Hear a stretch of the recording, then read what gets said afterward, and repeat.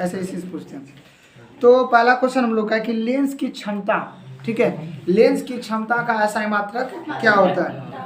तो लेंस की क्षमता का असाई मात्रक क्या होता है? डायोप्टर। और डायोप्टर को हम लोग किसे सूचित करते हैं? तो लेंस की क्षमता का असाई मात्रक क्या होता है? डायोप्टर। और यह भी प्रश्न 2020 और 2022 में पूछा है। उसके बाद कहते हैं प्रकाश का चाल न्यूनतम किस में होगा? ठीक है, तो न्यूनतम जो है प्रकाश की चाल जो होगा कांच में होगा, ठीक है। और अधिकतम प्रकाश की चाल किस में होगा? निर्वात में। और निर्वात को ही क्या बोलते हैं? खाली जगह बोलते हैं। निर्वात को ही क्या बोलते हैं? अच्छा, प्रकाश के परावर्तन के कितने नियम? 2 नियम। और प्रकाश के अपवर्तन के भी कितने नियम? 2 नियम।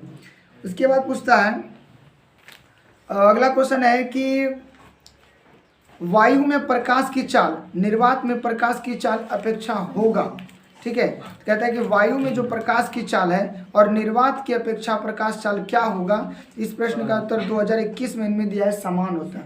क्या होता है? समान होता है। लेंस की क्षमता का असाई मात्रक डायोप्टर होता है, लेकिन अगर डायोप्टर ऑप्शन में ना दिया रहे तो क्या मारेगा? लेंस की क्षमता का एसआई मात्रक डायोप्टर होता है और डायोप्टर को पर मीटर भी बोलते हैं, ठीक है, पर मीटर यानी 1/मीटर। इन्हीं को अगर लिखेंगे तो एम पर पावर -1 इनको बोलेंगे। अच्छा, काल्पनिक प्रतिबिंब हमेशा होगा, तो काल्पनिक प्रतिबिंब जो हमेशा होगा क्या होगा? तो सीधा। काल्पनिक प्रतिबिंब हमेशा क्या होता है? सीधा। इनके बाद एक क्वेश्चन और पूछा है कि 1 मीटर फोकस दूरी वाले उत्तल लेंस की क्षमता होगी। तो 1 मीटर जो है 1 मीटर फोकस दूरी वाले जो उत्तल लेंस की क्षमता होगी वह 1 डायोप्टर के बराबर होता है, यानी कि 1D होगा। 1 मीटर फोकस दूरी वाले उत्तल लेंस की क्षमता क्या होगा? 1D। 1D मतलब क्या हो गया? 1 डायोप्टर। अच्छा, किस दर्पण से वस्तु का बड़ा प्रतिबिंब बनता है? जो अवतल दर्पण है, अवतल दर्पण में जो प्रतिबिंब होता है वो क्या बनता है? बड़ा बनता है। इसके बाद कई बार प्रश्न पूछा है, 21 में पूछा, 20 में पूछा, 15 में पूछा और 12 में पूछा कि प्रकाश के परावर्तन के कितने नियम हैं? तो प्रकाश के परावर्तन के 2 नियम और प्रकाश के अपवर्तन के भी कितने नियम हैं? 2 नियम हैं। दाढ़ी बनाने में कौन सा दर्पण जो दाढ़ी बनाने में प्रयोग किया जाता है वो कौन सा दर्पण होता है? तो दाढ़ी बनाने के लिए जो है अवतल दर्पण का उपयोग किया जाता है। इसके बाद प्रश्न है कि किस दर्पण से हमेशा वस्तु से छोटा प्रतिबिंब बनता है? तो उत्तल दर्पण में, ठीक है, उत्तल दर्पण में जो प्रतिबिंब बनता है वो हमेशा वस्तु से क्या बनता है? छोटा बनता है। इसके बाद है कि सबसे अधिक अपवर्तनांक किसका होता है? तो सबसे अधिक जो अपवर्तनांक होता है वह हीरा का होता है। और कितना होता है? 2.4, ठीक है, 2.4 और 2। इसके बाद है कि अवतल दर्पण की फोकस दूरी, अवतल दर्पण की फोकस दूरी उसकी वक्रता त्रिज्या से क्या होती है? ठीक है, तो अवतल दर्पण की फोकस दूरी उसकी वक्रता त्रिज्या से क्या होती है? आधी होती है। अब दूसरी बात समझना, कहता है कि अवतल लेंस का आवर्धन, आवर्धन मतलब प्रतिबिंब की ऊंचाई और वस्तु के ऊंचाई के अनुपात को क्या कहते हैं? आवर्धन कहते हैं। तो वही कहता है कि अवतल लेंस का जो आवर्धन होता है या अवतल लेंस का आवर्धन बराबर क्या होता है? तो V/U। क्या होता है? V/U। इसके बाद कहता है कि प्रकाश की चाल, ठीक है, प्रकाश की चाल सबसे अधिक किसमें होगा? तो प्रकाश की चाल जो है सबसे अधिक किसमें होगा? निर्वात में। और सबसे कम किसमें होगा? सबसे कम कांच में। किसमें होगा? कांच में। अब ध्यान देना, कहता है कि उत्तल दर्पण की फोकस दूरी, किस दर्पण की? उत्तल दर्पण की फोकस दूरी उसकी वक्रता त्रिज्या, जो उसकी वक्रता त्रिज्या है वह जो है हम लोग का है 32 सेंटीमीटर। ध्यान से समझना, क्या बोल रहा है? उत्तल दर्पण की फोकस दूरी ज्ञात करना है, उनका त्रिज्या दे दिया। त्रिज्या को किससे सूचित करते हैं? यानी कि कह सकते हैं F बराबर R/2। F बराबर R/2। तो F का मान कितना दिया? 32। F बराबर R/2, R/2 ना, तो F बराबर R/2। यहाँ पर किनका मान दिया है?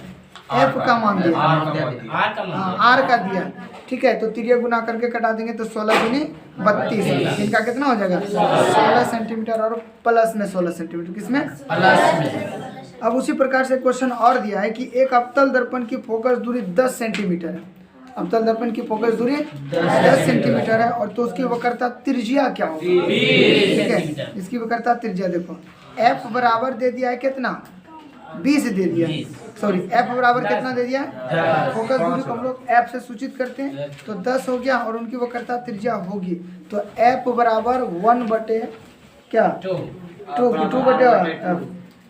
अरे एफ बराबर 1 बटे 2 कि एफ बराबर 2 बटे 1, एफ बराबर आर बटे 2, ठीक है। तो यहाँ पर जो है एफ बराबर आर बटे कितना दे दिया 2, एफ कितना है 10, ठीक है। तो इसका आंसर क्या हो जाएगा 5 हो जाएगा, इनका आंसर क्या हो जाएगा 5, 5 दूनी 10। इसके बाद हम लोग का क्वेश्चन है कि अवतल दर्पण की फोकस दूरी हमेशा होती है, तो अवतल दर्पण की जो फोकस दूरी होती है वो हमेशा ऋणात्मक होती है, ठीक है। इस प्रश्न को 20 और 21 में पूछा है कि अवतल दर्पण की फोकस दूरी हमेशा क्या होती है ऋणात्मक होती है। फोटोग्राफी कैमरा का अभिदृश्यक होता है, फोटोग्राफी कैमरा का जो अभिदृश्यक होता है वह उत्तल लेंस होता है, क्या होता है फोटोग्राफी कैमरा का अभिदृश्यक क्या होता है उत्तल लेंस होता है।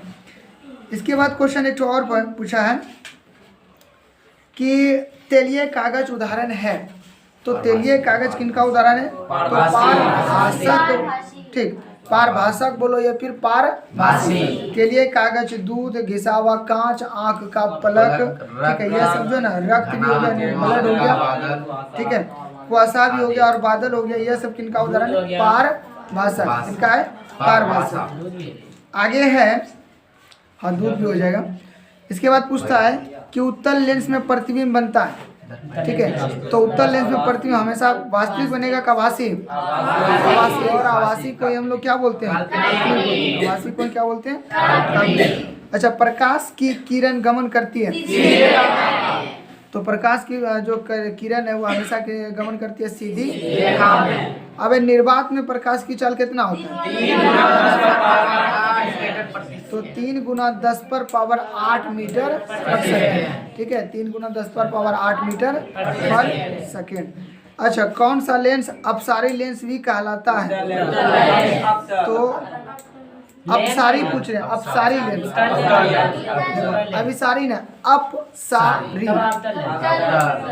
क्या हो जाएगा अवतल, अवतल लेंस। कौन सा लेंस अपसारी लेंस कहलाता है, अवतल लेंस। इसके बाद और एक क्वेश्चन है, अवतल लेंस सही है, क्या होगा अवतल लेंस। समतल दर्पण द्वारा बना प्रतिबिंब होता है काल्पनिक या वास्तविक, तो अवतल दर्पण द्वारा बना प्रतिबिंब हमेशा क्या होगा हमेशा क्या होगा काल्पनिक। उसके बाद पूछा है कि किस दर्पण में सिर्फ काल्पनिक प्रतिबिंब बनते हैं, यहाँ पर क्या पूछ रहा लेंस पूछ रहा है, सॉरी, कि किस लेंस में केवल काल्पनिक प्रतिबिंब बनता है, तो केवल काल्पनिक प्रतिबिंब किस लेंस में बनता है, तो वह उत्तल लेंस, ठीक है। उत्तल लेंस में केवल क्या बनता है काल्पनिक प्रतिबिंब, केवल क्या बनेगा। सरल सूक्ष्मदर्शी में किनका उपयोग होता है, उत्तल लेंस या अवतल लेंस, उत्तल लेंस। सरल सूक्ष्मदर्शी में किनका उपयोग होता है, उत्तल लेंस। इनके बाद एक क्वेश्चन और पूछा है कि निर्गत किरण, निकलने वाले किरण को निर्गत किरण कहते हैं, तो वही कहता है निर्गत किरण एवं अभिलंब के बीच बने कोण को कहते हैं, ठीक है। यह जो ना एक बगल देखना, ऐसे जो होगा ऐसे आएगा तो बोलोगा, ठीक है। निर्गत निकलने वाले, आने वाली किरण को आपतित किरण कहते हैं। यहाँ बोल रहा है कि निर्गत किरण और अभिलंब के बीच के कोण को कहते हैं तो परावर्तन कोण।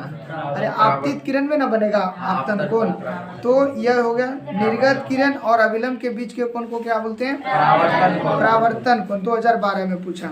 साइड मिरर के रूप में प्रयुक्त होता है, ठीक है, तो साइड मिरर के रूप में किस दर्पण का उपयोग किया जाता है, तो उत्तल दर्पण, किस उत्तल दर्पण। अच्छा, दर्पण सूत्र क्या होता है,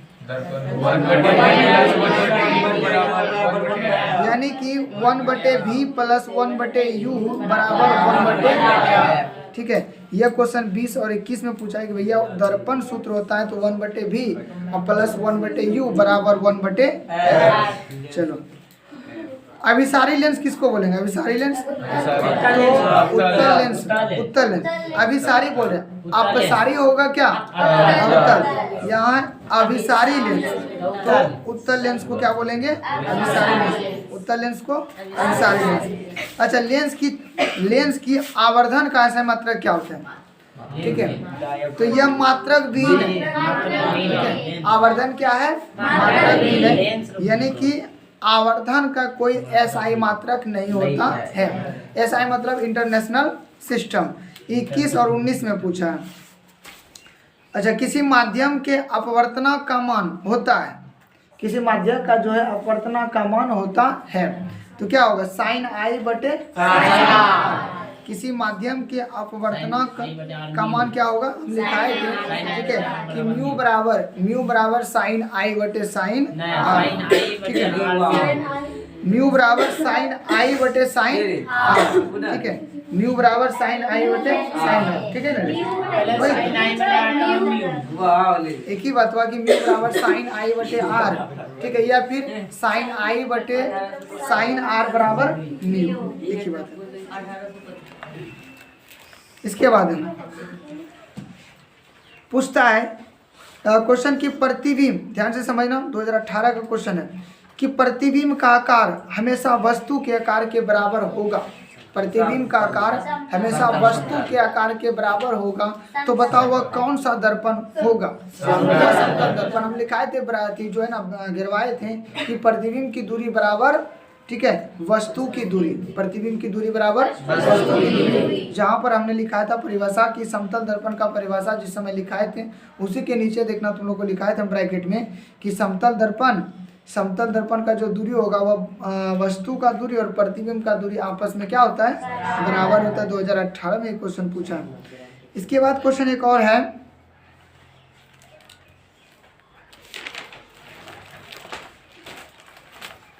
इसके बाद है प्रकाश का प्राथमिक वर्ण है।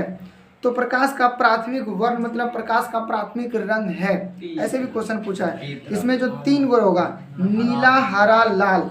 नीला, हरा, लाल को ही कौन सा तरंग कहा जाता है? प्राथमिक तरंग कहा जाता है, यानी कि प्राथमिक वर्ण, तरंग नहीं बोल सकते। प्रकाश का प्राथमिक वर्ण क्या है? प्राथमिक वर्ण। तो प्रकाश का जो प्राथमिक वर्ण मतलब रंग, ठीक है, तो प्रकाश का जो प्राथमिक वर्ण है वह नीला, हरा, लाल, नीला, हरा, लाल। ठीक है, प्रकाश के प्राथमिक वर्ण कहा जाता है।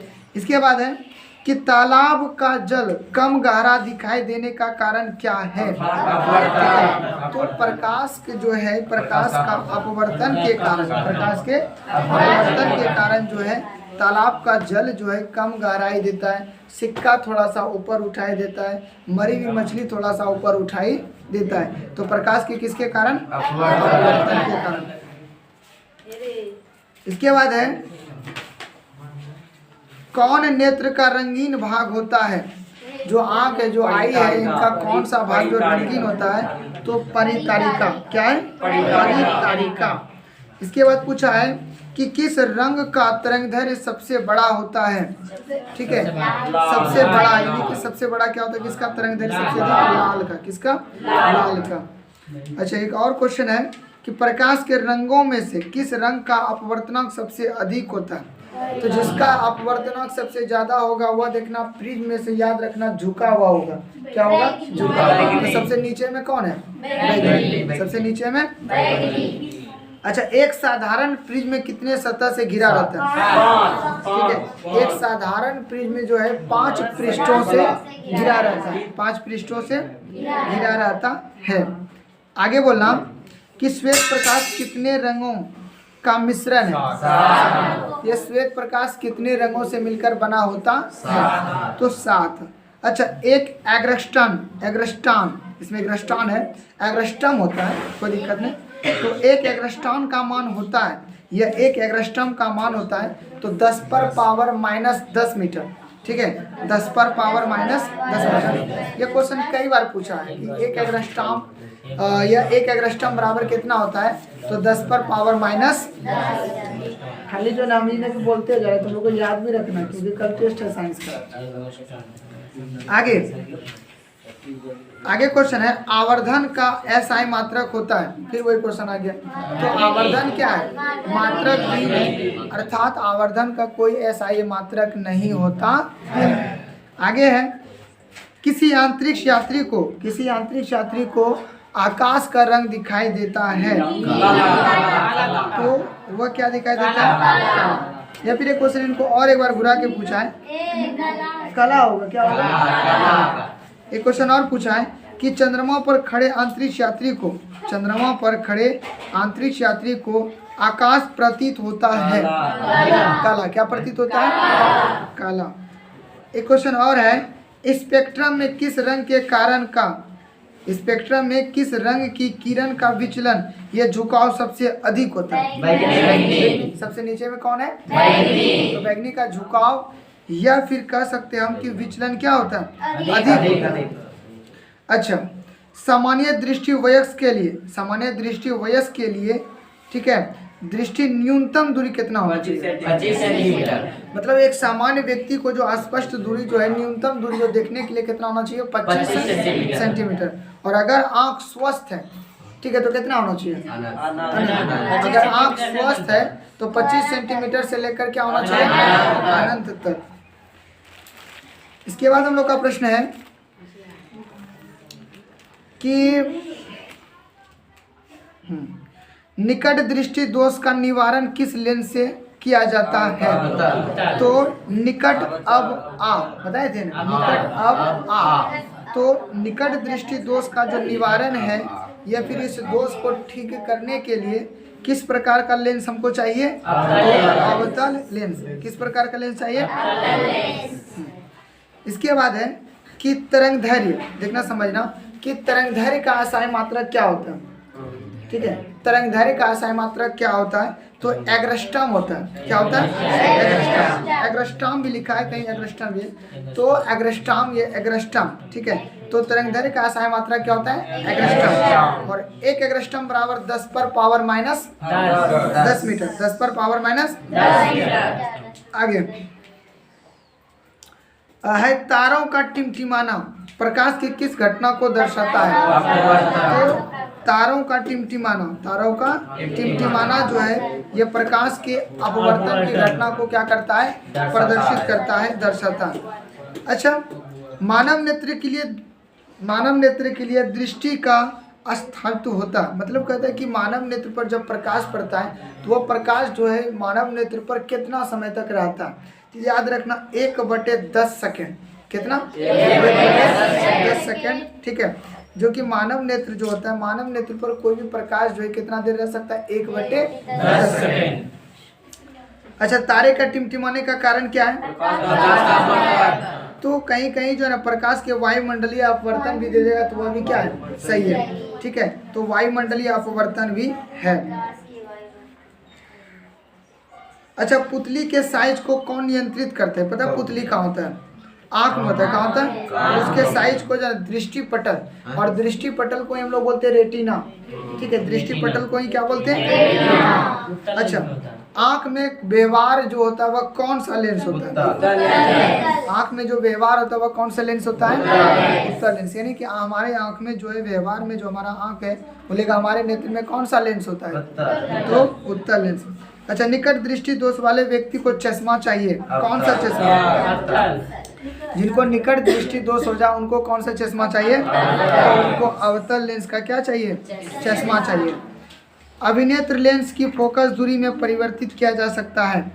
तो जब अभिनेत्र लेंस की फोकस दूरी में तुम परिवर्तन करेगा तो इनका क्या पक्षमाभी द्वारा, किनके द्वारा? पक्षमाभी द्वारा जो है तुम अभी इनको क्या कर सकता है? चेंज कर सकता है। ये क्वेश्चन NCERT का है। किसका है? NCERT। एक क्वेश्चन और पूछा है कि सामान्य नेत्र अधिकतम कितनी दूरी तक वस्तुओं को स्पष्ट देख सकता है? तो 25 सेंटीमीटर से अनंत तक वो वस्तुओं को क्या कर सकता है? देख सकता है। पूछा है मानव नेत्र में किस प्रकार का लेंस होता है? उत्तल लेंस। तो मानव नेत्र में किस प्रकार का लेंस होता है? उत्तल लेंस। किस प्रकार का लेंस? उत्तल लेंस।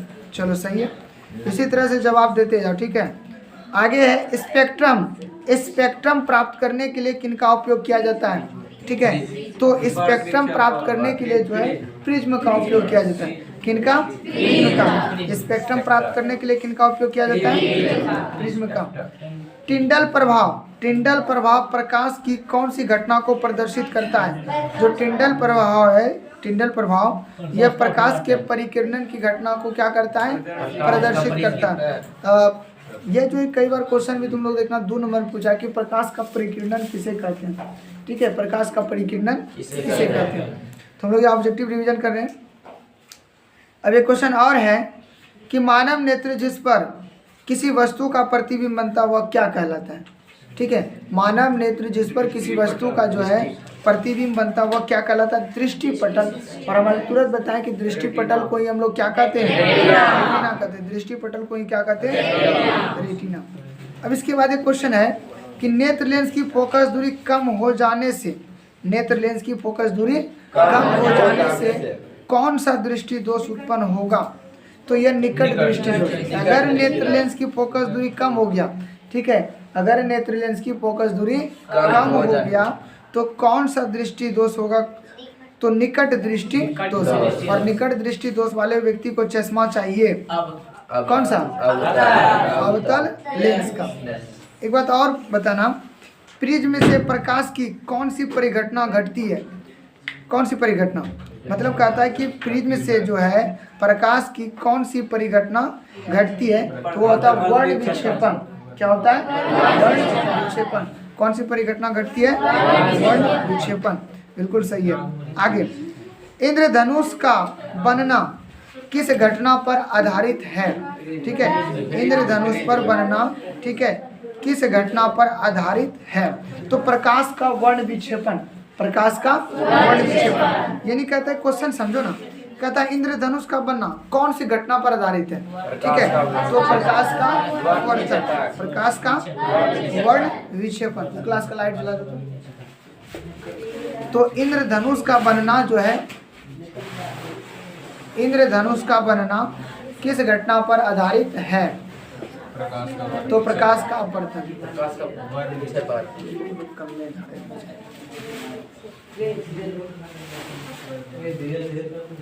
तो इंद्रधनुष का बनना जो है किस घटना पर आधारित है? तो प्रकाश का वर्ण विक्षेपण। प्रकाश का वर्ण विक्षेपण। इसके बाद प्रश्न है कि प्रकाश का वर्ण विक्षेपण किस उपकरण से संभव होता है?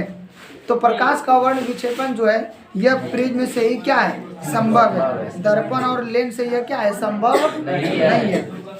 एक क्वेश्चन है, जो नेत्र निकट स्थित वस्तु को साफ से नहीं देख सकता उस नेत्र में होता है। ठीक है, कहते जो आँख जो है नजदीक रखी हुई वस्तु, समझना, नजदीक रखी हुई वस्तु को अगर वह स्पष्ट रूप से नहीं देख सकता है तो उस व्यक्ति को जो ना कौन सा वस्तु, कौन सा दोष हुआ? तो दूरदृष्टि दोष। कौन सा दोष? दूरदृष्टि दोष। यानी कि जो व्यक्ति निकट स्थित वस्तु को स्पष्ट रूप से नहीं देख सकता उनको हम लोग क्या बोलेंगे? अच्छा एक बात और बता, जो नेत्र दूर स्थित वस्तु को स्पष्ट रूप से नहीं देख सकता उनको क्या कहते हैं? निकट दृष्टि दोष। निकट दृष्टि दोष। चलो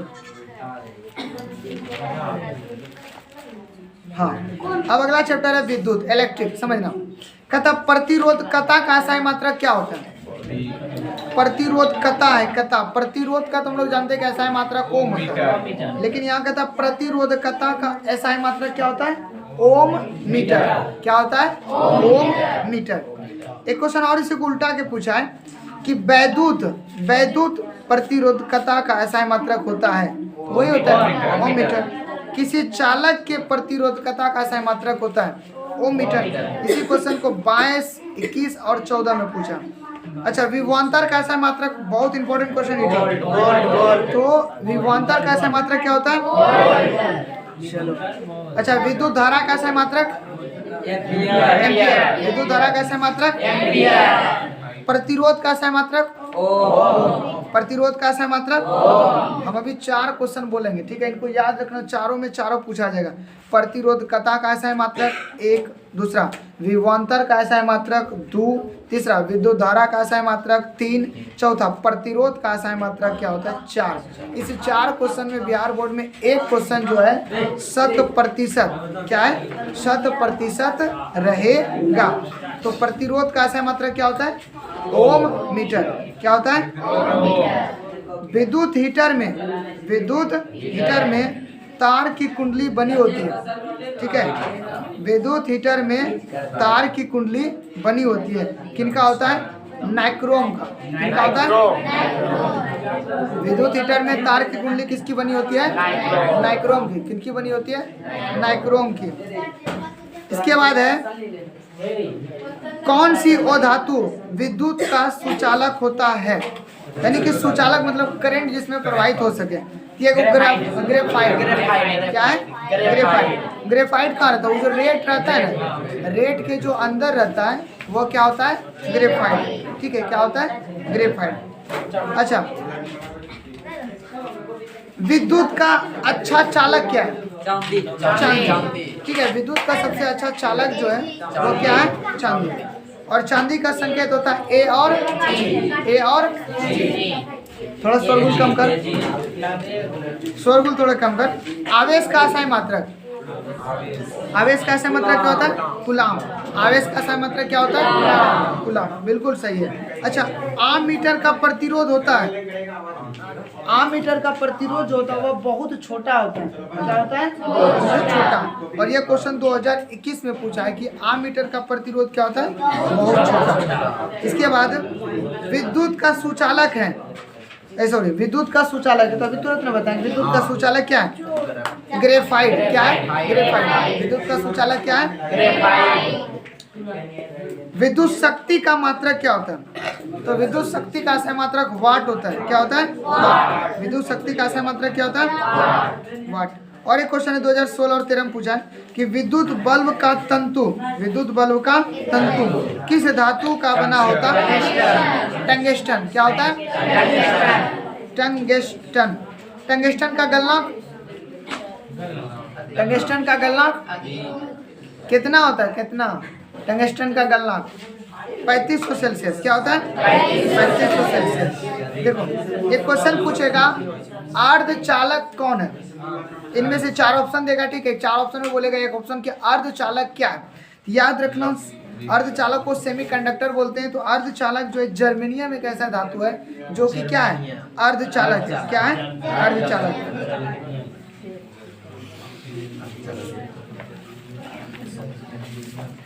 प्रतिरोध, प्रतिरोध का ऐसा है मात्रक ओम। चल, अच्छा, भारत में जो उत्पादित प्रत्यावर्ती धारा है, समझना, भारत में उत्पादित प्रत्यावर्ती विद्युत धारा की आवृत्ति कितना होता है, ठीक है। तो भारत में जो होता है यह 50 Hz। 50 Hz का मतलब समझना, Hz का मतलब हर्ट्ज हो गया, ठीक है, 50 हर्ट्ज। तो भारत में जो उत्पादित प्रत्यावर्ती धारा होता है वह 50 हर्ट्ज होता है। एक क्वेश्चन पूछा है कि विद्युत बल्ब का फिलामेंट, जवाब तुम लोग को सही से आना चाहिए और साफ साफ। तो विद्युत बल्ब का जो फिलामेंट है वह किस धातु का बना होता है टंगस्टन। किस धातु का विद्युत फ्यूज, बहुत बढ़िया क्वेश्चन है, ठीक है। विद्युत फ्यूज विद्युत धारा के किस सिद्धांत पर कार्य करता है, तो यह उष्मीय सिद्धांत पर। किस सिद्धांत पर उष्मीय सिद्धांत पर। विद्युत फ्यूज विद्युत धारा के किस सिद्धांत पर कार्य करता है, तो उष्मीय सिद्धांत पर। आगे यहाँ पर देखो पूछ लिया कि टंगस्टन का गलनांक कितना होता है, तो टंगस्टन का गलनांक 3500 सेल्सियस। अच्छा, एक क्वेश्चन जो कि काफी अच्छा है, ओम के नियम को परिभाषित करने में, समझना, ओम के नियम को परिभाषित करने में किसका मान अचर होता है। याद रखना ताप का। किसका होता है ताप, ठीक है। किनका मान अचर होता है ताप का। और यह क्वेश्चन NCERT बुक है जो कि काफी बार पूछा भी गया है। आगे समझना कि जब किसी चालक तार में विद्युत धारा प्रवाहित होती है, जब किसी चालक में विद्युत धारा प्रवाहित होती है तो गतिशील कण होता है। तो गतिशील कण जो होता है वह इलेक्ट्रॉन होता है। कौन होता है? इलेक्ट्रॉन। जब किसी चालक तार में विद्युत धारा प्रवाहित होती है तो गतिशील कण कौन सा होता है? इलेक्ट्रॉन। और इलेक्ट्रॉन का खोज क्या था? J Thomson. इसने क्या था? J Thomson. अब इसके बाद कोई क्वेश्चन है,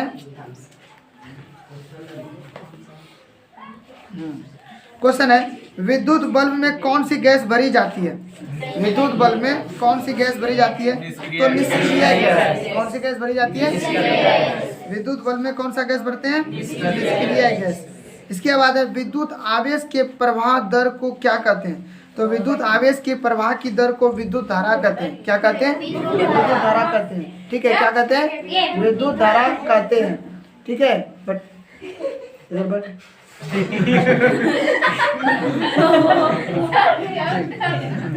तो विद्युत आवेश के प्रवाह की दर को क्या कहते हैं? विद्युत धारा। क्या कहते हैं?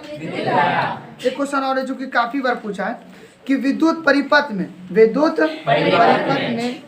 प्रवाहित, ठीक है, विद्युत परिपथ में प्रवाहित धारा का मान मापने वाले यंत्र को क्या कहते हैं? तो विद्युत परिपथ में जो प्रवाहित धारा होती है उस धारा को मापने वाले यंत्र को हम लोग आमीटर बोलते हैं। क्या बोलते हैं? आमीटर। क्या बोलते हैं? आमीटर। इस क्वेश्चन को और थोड़ा सा स्टाइलिश बनाकर 2022 में देखो कैसे पूछा है। पूछा है कि परिपथ में विद्युत धारा की माप की जाती है। ठीक है, परिपथ में विद्युत धारा की माप की जाती है तो किससे की जाती है? आमीटर। किससे किए जाते हैं? आमीटर। चलो, आमीटर से।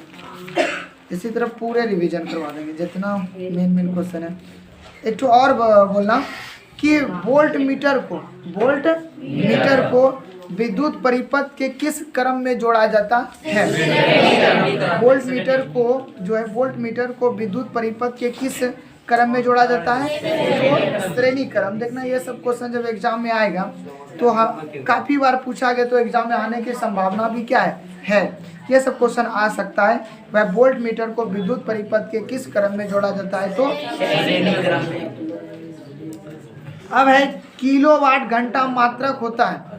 किलोवाट घंटा मात्रक होता है। तो विद्युत शक्ति का मात्रक होता है। क्या होता है? विद्युत शक्ति का मात्रक किलोवाट घंटा होता है। अच्छा, ताप बढ़ने से चालक का प्रतिरोध क्या होगा? ठीक है, ताप बढ़ने से चालक का प्रतिरोध जो है बढ़ता है। जो ताप बढ़ेगा तो चालक का प्रतिरोध क्या है? अच्छा, बैटरी में किस प्रकार की धारा उत्पन्न होती है? बैटरी में किस प्रकार की धारा उत्पन्न होती है? तो बैटरी में जो है दृष्ट धारा उत्पन्न होती है। क्या है? दृष्ट धारा। बैटरी में कौन सी धारा उत्पन्न होती है? दृष्ट धारा उत्पन्न होती है। अच्छा, एक वोल्ट कहलाता है तो 1 जूल बटे कूलम। ठीक है, 1 जूल बटे कूलम को क्या बोलते हैं? Volt meter. क्या बोलते हैं? अब विभवांतर मापने वाले यंत्र को कहा जाता है वोल्ट मीटर। क्या कहा जाता है? विभवांतर मापने वाले यंत्र को क्या कहा जाता है? Volt meter. अच्छा, आमीटर को विद्युत परिपथ में कैसे जोड़ा जाता है? आमीटर को विद्युत परिपथ में जोड़ा जाता है, वह श्रेणी क्रम में जोड़ा जाता है। किस में जोड़ा जाता है? अब वोल्ट मीटर को विद्युत परिपथ के किस क्रम में? तो समांतर क्रम में। वहाँ पर थोड़ा मिस्टेक हो गया था। जो है वोल्ट मीटर को जब जोड़ेंगे विद्युत परिपथ में तो समांतर क्रम में, और आमीटर को जो जोड़ेंगे वह श्रेणी क्रम में। किसमें? श्रेणी क्रम में। थोड़ा ध्यान दे दीजिए। आगे, किसी कुंडली का प्रतिरोध ज्ञात करने के लिए सूत्र होता है। तो किसी कुंडली का प्रतिरोध ज्ञात करने के लिए जो सूत्र होता है R बराबर V बटे I। R बराबर V बटे I। अच्छा, चालक का प्रतिरोध जो है, ध्यान देना, चालक की प्रतिरोध का SI मात्रक क्या होता है? चालक की प्रतिरोध का SI मात्रक क्या होता है? अरे, प्रतिरोध का SI मात्रक क्या होता है? ओम होता है। इसके बाद एक क्वेश्चन और है,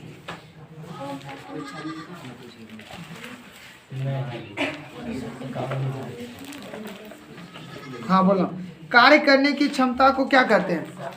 कार्य करने की क्षमता को, तो कार्य करने की क्षमता को ऊर्जा कहते हैं। क्या कहते हैं? ऊर्जा। कार्य करने की क्षमता को क्या कहते हैं? ऊर्जा। बहुत अच्छा। एक क्वेश्चन और पूछा है, 1 माइक्रो एम्पियर बराबर होता है, 1 माइक्रो एम्पियर बराबर 10⁻⁻⁶A। ठीक है, 10⁻⁻⁶A 1 माइक्रो एम्पियर 2022 में पूछा गया क्वेश्चन है। एक क्वेश्चन और पूछा है, ये क्वेश्चन तुम लोग को बताते हैं 21 में, 19 में, 16 में, 15 में, 14 में और 11 में, काफ़ी ज़्यादा इंपॉर्टेंट है कि विद्युत फ्यूज विद्युत धारा के किस सिद्धांत या किस प्रभाव पर कार्य करता है। हम बताए थे ऊष्मीय प्रभाव। क्या है? ऊष्मीय प्रभाव। अब एक क्वेश्चन और है कि विद्युत चुम्बक बनाने में किस पदार्थ, विद्युत चुम्बक बनाने में जो है किस पदार्थ के छड़ का उपयोग होता है? तो नर्म लोहा का। किनका होता है? नर्म लोहा का। किनका होता है? नर्म लोहा का। इसके बाद है क्वेश्चन कि 1 जूल का मान होता है, ठीक है, 1 जूल का मान जो है 0.24 कैलोरी, 0.24 कैलोरी, ठीक है। अच्छा 0.24 कैलोरी होगा रे, थोड़ा हमको इस पर डाउट है, ठीक है, हम तो कहीं देखे थे क्या 2.4 कैलोरी, ठीक है, तो थोड़ा इस पर डाउट है। आगे बढ़ते हैं। अच्छा डायनमो परिवर्तित करता है, डायनमो परिवर्तित करता है, परिवर्तित मतलब होता है डायनमो बदलता है। याद रखना यांत्रिक ऊर्जा को विद्युत ऊर्जा में कौन बदलता है? यांत्रिक ऊर्जा को जो है विद्युत ऊर्जा में बदलने का काम करता है कौन? डायनमो। और विद्युत मोटर जो होता है, ठीक है, विद्युत मोटर जो होता है वह विद्युत ऊर्जा को यांत्रिक ऊर्जा में बदलता है, ठीक है। विद्युत मोटर किसमें? तो विद्युत ऊर्जा को यांत्रिक ऊर्जा में। लेकिन डायनमो क्या करता है? यांत्रिक ऊर्जा को विद्युत ऊर्जा में क्या करता है? बदलता है। अच्छा विद्युत चुम्बकीय प्रेरण का खोज किसने किया था? फैराडे। विद्युत चुम्बकीय प्रेरण का खोज किसने किया था? फैराडे। इसके बाद एक क्वेश्चन नीचे हुआ पूछ दिया 2020 और 18, 19, 17, 13 में कि विद्युत मोटर परिवर्तित करता है, तभी बोले ना कि विद्युत ऊर्जा को यांत्रिक ऊर्जा में जो बदलने का काम करता है वह कौन करता है? विद्युत मोटर, ठीक है। विद्युत ऊर्जा को यांत्रिक ऊर्जा में बदलता है मोटर, और यांत्रिक ऊर्जा को विद्युत ऊर्जा में बदलता है। अच्छा स्विच लगाए जाते हैं गर्म तार या ठंडे तार में? ठीक है, तो स्विच जो लगाए जाते हैं वो गर्म तार में लगाए जाते हैं। किसमें लगाए जाते हैं? गर्म तार में। बैटरी से किस प्रकार की धारा प्राप्त होती है? तभी बोले कि बैटरी में कौन सी धारा प्राप्त होती है? तो दृष्ट धारा। कौन सी धारा? दृष्ट धारा प्राप्त होती है। इनके बाद हम लोग का लास्ट चैप्टर है, ठीक है, ध्यान से समझना। नरोरा, ठीक है, नरोरा नाभिकीय विद्युत संयंत्र किस राज्य में है? ये नरोरा महाराष्ट्र में। कहाँ है? महाराष्ट्र में, ठीक है। नरोरा नाभिकीय विद्युत संयंत्र किस राष्ट्र में है? महाराष्ट्र में। अच्छा एक बात बताओ कि प्राकृतिक में पृथ्वी पर ऊर्जा का मुख्य स्रोत क्या है? सूर्य। सूर्य, ठीक है। प्राकृतिक में जो है पृथ्वी पर ऊर्जा का मुख्य स्रोत क्या है? सूर्य। हाँ। अच्छा कोयला किस प्रकार का संसाधन है? अनवीकरणीय, बिल्कुल सही है। अच्छा ऊर्जा का मात्रक होता है, ऊर्जा का सही मात्रक जूल। ऊर्जा का सही मात्रक क्या होता है? जूल होता है। अच्छा एक क्वेश्चन जो ना काफी ज्यादा अंदर का है, हाइड्रो का अर्थ क्या होता है? हाइड्रो जल, ठीक है। हाइड्रो का अर्थ क्या होता है? 2017 में इनको पूछा है। हमारी आकाश गंगा का आकृति कैसी है? नीला। तो दीर्घवृत्तीय या सर्पिला, ठीक है, दीर्घवृत्तीय या सर्पिला। अच्छा नाभिकीय विखंडन को नियंत्रण करने वाले प्रयुक्त होता है, तो कैडमियम का छड़। क्या होता है? कैडमियम का छड़, यानी कि नाभिकीय विखंडन को नियंत्रण करने में प्रयुक्त होता है। क्या होता है? अच्छा ग्लोबल वार्मिंग के लिए उत्तरदायी गैस है? CO2।